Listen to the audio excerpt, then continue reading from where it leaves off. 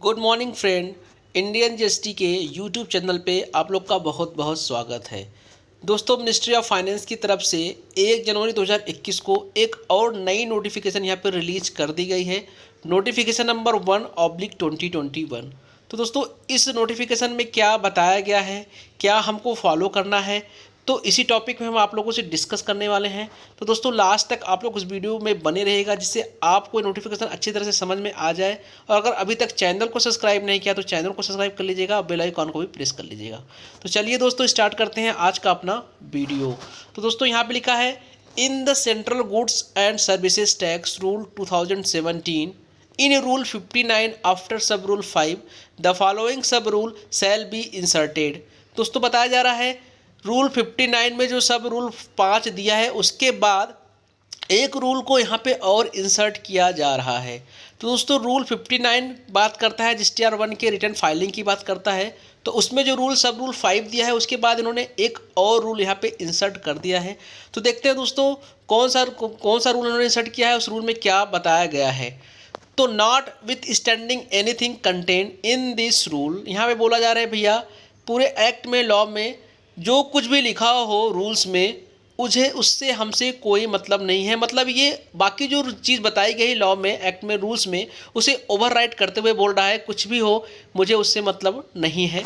आगे क्या बोल रहे हैं, a registered person shall not be allowed to furnish the details of outward supply of goods or services or both under section 37 in form GSTR 1 if he has not furnished the return in form GSTR 3B for preceding 2 months। दोस्तों, यहाँ पे उन्होंने क्या बोला है कि भैया, अगर आप प्रीसीडिंग 2 मंथ्स का मतलब पिछले 2 महीने का अगर आपने अपना 3B फाइल नहीं किया है ना, तो आप अपना ना GSTR 1 भी फाइल नहीं कर पाओगे।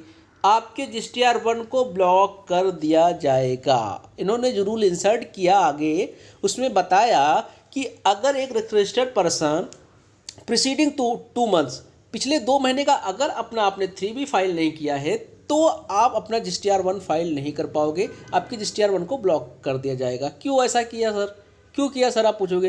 अरे भैया, ऐसा होता था ना, लोग 3B फाइल नहीं करते थे, GSTR 1 अपना फाइल करके सामने वाले को क्रेडिट पास ऑन कर देते थे और खुद 3B न फाइल करके गवर्नमेंट को पेमेंट नहीं करते थे। तो गवर्नमेंट ने ये अपना दिमाग लगाया कि भैया, तू सामने वाले को क्रेडिट तो पास ऑन कर रहा है, लेकिन 3B फाइल न करके मेरा खुद का पेमेंट मुझे नहीं दे रहा है। तो उन्होंने ये रूल इंसर्ट कर दिया। ठीक है भैया, समझ में आ गई। नेक्स्ट पढ़ते हैं आगे क्या बोल रहे हैं ये। A registered person required to furnish return for every quarter under the proviso to subsection 1 of section 39 shall not be allowed to furnish the details of outward supply of goods or services or both under section 37 in form GSTR 1 या using the invoice furnishing facility if he has not furnished the return in form GSTR 3B for preceding tax period। दोस्तों, अब यहाँ पे क्या बताया जा रहा है, पहले उन्होंने बता दिया, ठीक है। यहाँ पे किसके लिए बता रहे हैं, जो QRMP स्कीम में चले गए हैं। इन्होंने क्या बोला कि ऐसा नहीं QRMP वाले बच जाएंगे, भैया मैं QRMP वाले को ही बचने नहीं देंगे। पहले जो दोस्तों उन्होंने बताया मंथली वालों के लिए बताया था, जो मंथली रिटर्न फाइल कर रहे हैं 3B1, उसके लिए उन्होंने बोला था, जो मैंने पहले डिस्कस किया। अब ये बोल रहे हैं QRMP स्कीम वाले जो है ना, ये क्या करेंगे भैया, ये तो क्वार्टरली रिटर्न फाइल करेंगे ना, अपना क्वार्टरली 3B भी करेंगे और क्वार्टरली अपना GSTR 1 भी करेंगे। तो बोल रहे ये भी नहीं बचेंगे, बोल रहे हैं ये भी बच नहीं पाएंगे अगर इन्होंने अपना क्या किया है, form GSTR 3B for preceding tax period. Preceding tax period मतलब अगर सपोज दैट आपने पिछले क्वार्टर का रिटर्न 3B फाइल नहीं किया है, पिछले क्वार्टर का आपने 3B फाइल नहीं किया, तो उसके बाद वाला जो GSTR 1 आपको फाइल करने को है ना, ये ब्लॉक कर दिया जाएगा। इसको भी क्या करेंगे, ब्लॉक कर देंगे। मतलब अगर आपने अपना क्वार्टरली 3B फाइल नहीं किया है, तो आपका GSTR 1 भी ब्लॉक कर दिया जाएगा। एज वेल एज एक चीज़ इसमें और बता रहे हैं, यहाँ पे देखिए using the invoice furnishing facility if has not furnish the return. साथ में इन्होंने बोला है ना क्वार्टरली QRMP स्कीम आप अगर आप ऑप्ट करते हो तो आपको IFF की फैसिलिटी दी जाएगी ना अपना इनवाइस अपलोड करने के लिए। तो इसे भी बोल रहे हैं, इसे भी हम ब्लॉक कर देंगे। आप ये चक्कर में मत रहिए, खाली रिटर्न को ही नहीं, इसे भी ब्लॉक कर देंगे। मतलब अगर आपने अपना प्रीसीडिंग क्वार्टर का रिटर्न फाइल नहीं किया 3B तो आपके IFF को भी ब्लॉक कर दिया जाएगा, GSTR1 को भी ब्लॉक कर दिया जाएगा। आप इससे बच नहीं पाओगे। ठीक है भैया, ये भी समझ में आ गया। तीसरा क्या उन्होंने बोला दोस्तों, ये समझते हैं। A registered person who is restricted from using the amount available in electronic credit ledger to discharge his liability towards tax in excess of 99% of such tax liability under Rule 86B shall not be allowed to furnish the details of outward supply of goods or services or both under Section 37 in Form GSTR1 या using the invoice furnishing facility if he has not furnished the return in Form GSTR3B for preceding tax period। लो भैया, इन्होंने एक बात और बोल दिया, यही बचा खुचा था। उन्होंने बोला जो रूल 86B मैंने इंसर्ट किया है ना, 86B इंसर्ट किया है ना, तो आप सोचो कि भैया इसमें 1% हमको जेब से देना है पैसा।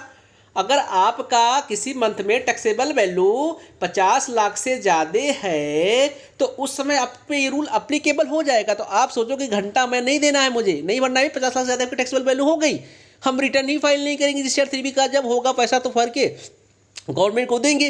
तो उन्होंने इस केस में बोल दिया, अगर आप सोचोगे ना 86B से बचना चाहते हो कि हम रिटर्न ही फाइल नहीं करेंगे, तो इस केस में भी आपकी IFF और GSTR1 दोनों को ब्लॉक कर दिया जाएगा। लो भैया, इसमें भी फंस गए आप, क्योंकि ये जो प्रोविज़न है बहुत गंदा, बहुत खतरनाक प्रोविज़न है दोस्तों।